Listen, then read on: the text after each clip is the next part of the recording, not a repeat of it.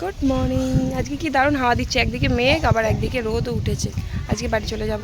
আজকে ঘুম থেকে উঠেছি, আজকে ঘুম থেকে উঠলাম 9:30, 9:30টায় ঘুম থেকে উঠেছি। দিদিও 9:30টার সময় ঘুম থেকে উঠেছে, এখন কাজ করছে। বাড়ি যাব ওই 2টোর দিকে বাড়ি যাব। 2টোর সময় বার হবো, কালকে তো বললাম 2টোর সময় বার হবো বাড়ি। মা, ওটা তো খাবার জলটা নিয়ে আসলাম, জাস্ট ব্রাশটা একটুখানি ব্রাশে জল নেওয়ার জন্য, আর ওরা ওই জলটাতে মুখ ধুচ্ছে। তাহলে কিছু বলার আছে বলে? ওই জলটা মুখ ধোয়ার জন্য নিয়ে এসছি। তুই পাগল? কিছু বলার আছে তোদের? আমি তো ব্রাশ করবো, জল নেব বোতলে, খাবার জল। ওটা জলটা নিয়ে আসলাম কিসের জন্য? জলটা নিয়ে আসলাম ব্রাশে দেওয়ার জন্য। ছাদের মধ্যে কল নেই, তাই জন্য। কি বলবো, কিছু বলার নেই। ঠান্ডা ঠান্ডা হাওয়া দিচ্ছে, তবে মনে হচ্ছে কোথাও বৃষ্টি হয়েছে, আর ওয়েদার খারাপ, বৃষ্টি হবে বলছিল। দেখি বাড়ি যাই। বাড়িতে আমার যাওয়ার কথা ছিল না আজকে, আবার বাড়ি যাওয়ার কথা এই শনিবার রবিবার করে। আমার দিদি তো বলছিল সোমবারে যেতে। এখানে অগ্রদ্বীপের মেলা হয় না, দিদি বলছিল মেলায় ঘুরতে নিয়ে যাবো, কিন্তু আমি যেতাম না, মেলায় প্রচণ্ড ভিড় হয়। আর এখানে একটা মন্দির ছিল, বসেছে তো কি এইটা এখানে একটা। দুই ভাই মারামারি করিস না তো। এখানে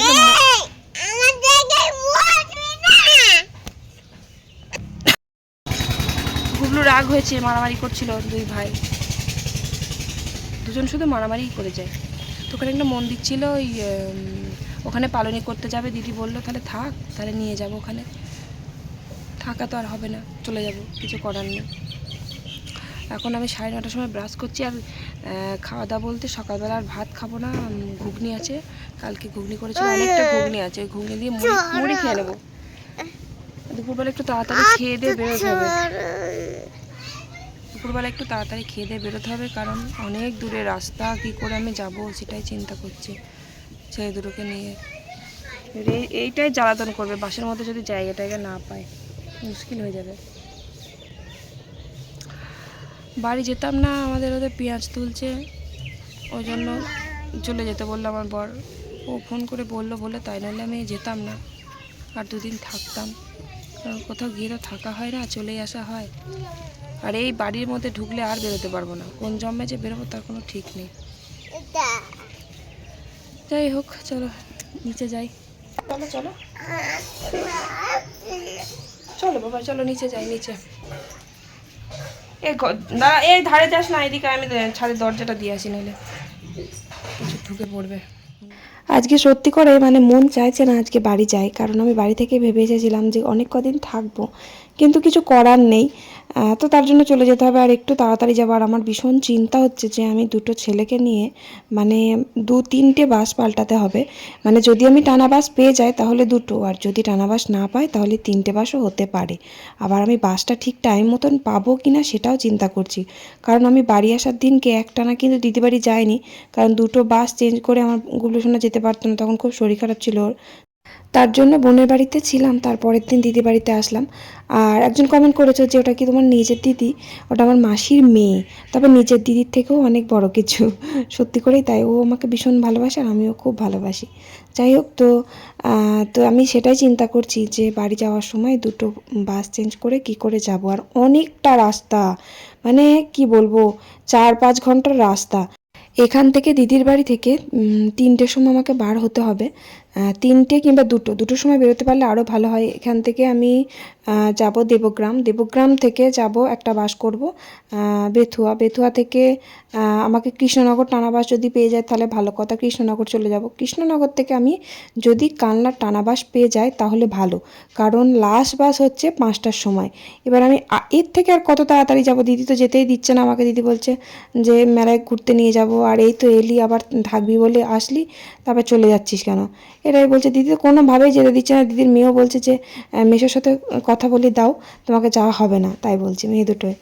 কিছু করার নেই, যেতে হবে। আমি যদি এখন বলি যে যাব না তাহলে আমার বরের অসুবিধা হয়ে যাবে, রাগও করবে, দরকার নেই রাগারাগি করার। সেই জন্য ভাবছি কোনো ঝামেলা না করেই চলে যাই। তো এবার আমাকে তাড়াতাড়ি বাড়ি থেকে বার হতে হবে 2টোর দিকে। দিদিকে বললাম ফটাফট রান্না করে ফেলবি, যাতে আমি তাড়াতাড়ি বেরিয়ে যেতে পারি খেয়ে দিয়ে।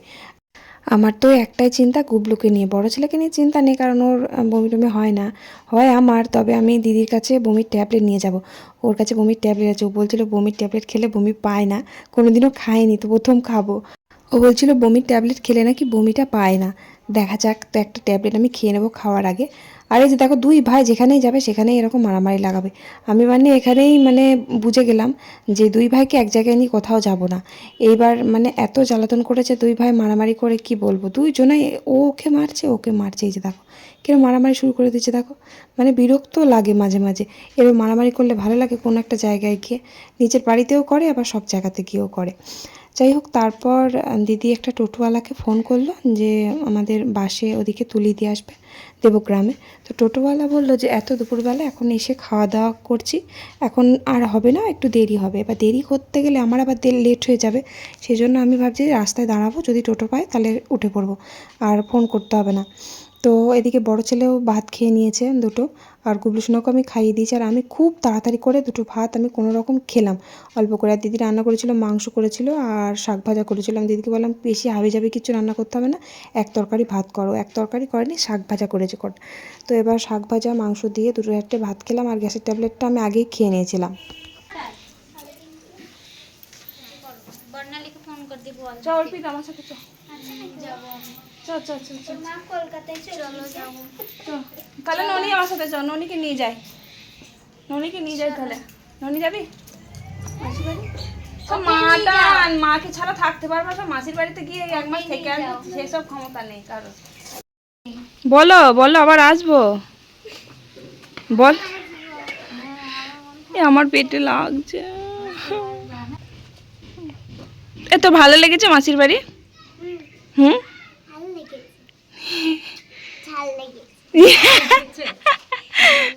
ঝাল লেগেছে। যেতে হবে না, চ টাটা।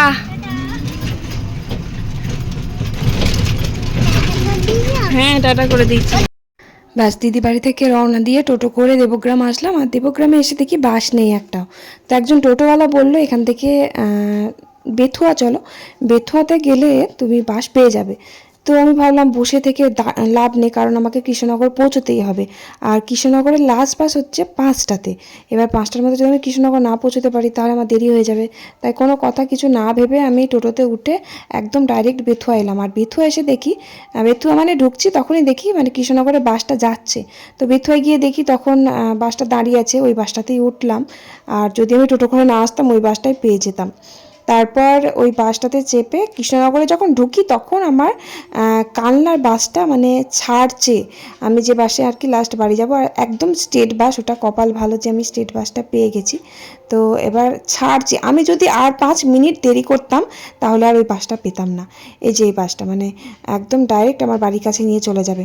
অনেকটাই দেরি হয়। যদি কাটা বাস পেতাম তাহলে আমাকে আবার নবদ্বীপে নামতে হতো, নবদ্বীপ থেকে আবার আমাকে বাস করতে হতো।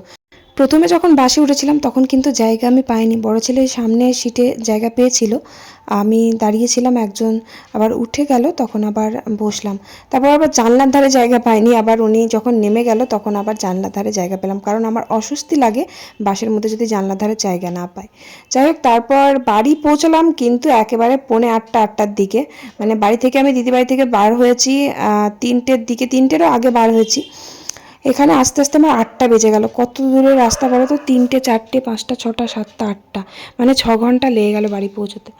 আর বাস স্ট্যান্ড থেকে মানে আমাদের তো বাস স্টপ থেকে যেখান থেকে আর কি বাসে উঠি সেখান থেকে আবার বাড়ি অবধি আমি টোটো করেই আসলাম, কারণ ব্যাগ নিয়ে ছেলে নিয়ে আসতে পারবো না, অনেকটাও রাস্তা, তাছাড়া আমাদের বাজার অবধি। তো এবার গুবলু সোনা এখন বাবার কোলে যাবে বলে কাঁদছে, আর ওদিকে আমার কাকা শ্বশুরের মেয়ে মানে ননদ, ওকে নেবার জন্য ছটফট করছে, মানে ওর বাবাকে দেবে না, অনেকদিন দেখিনি, মন খারাপ করছে। আর ওদিকে বাবার কোলে যাওয়ার জন্য ও ছটফট করছে। কিন্তু ফোনে যখন ফোন করতো ওর বাবা, তখন বাবার সাথে কথাই বলতো না, খালি বলতো বাবা তোমার সাথে কথা বলবো না। আবার যখন বাবা ফোন কেটে দিত তখন বলতো যে বাবা তোমার জন্য মন খারাপ করছে। আর এদিকে জেঠু, জেঠু তো আমার গুবলন্ত জান, একদম ছেড়ে থাকতে পারে না, মানে খুব ভালোবাসে আমাদের বড় জেঠু আমার গুবলু সোনাকে। আর গুবলুও খুব ভালোবাসে বড়দাদুকে, মানে বড়দাদুকে আমাদের বাড়ির থেকে সব থেকে বেশি ভালোবাসে ও। আর জেঠু মানে আমি যখন এসেছি, জেঠু তখন বাড়িতে ছিল না, যেই শুনেছে যে আমি এসেছি তখন তাড়াতাড়ি করে উপরে চলে এলো, আর বলছে যে দাদু তোমার জন্য আমার বুকের ভেতর কষ্ট হচ্ছিল, আমার মন খারাপ করছিল, জেঠু এসে বলছে। মানে নাতিরা হচ্ছে সব নয়নের মনি, নাতিদের ছেড়ে কেউ থাকতে পারে না, সবাই মানে ভালোবাসে বাড়িতে দুই ছেলেকে।